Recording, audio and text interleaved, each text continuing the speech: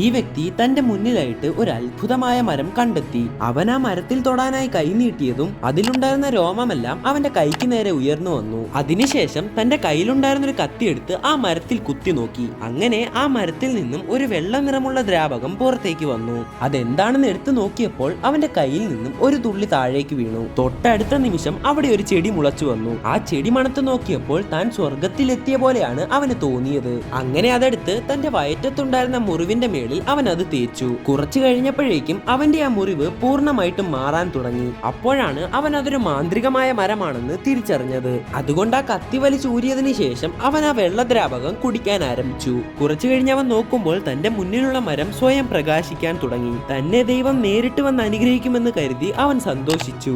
എന്നാൽ പെട്ടെന്ന് തന്നെ അവന് തന്റെ വയറ് വളരെയധികം വേദനിച്ചു. നോക്കുമ്പോൾ അവന്റെ മുറിവിൽ നിന്നും ഒരു ചെടി മുളച്ചു വന്നു. പിന്നീട് അവന്റെ ശരീരം മുഴുവൻ ആ ഒരു ചെടിയായി മാറി.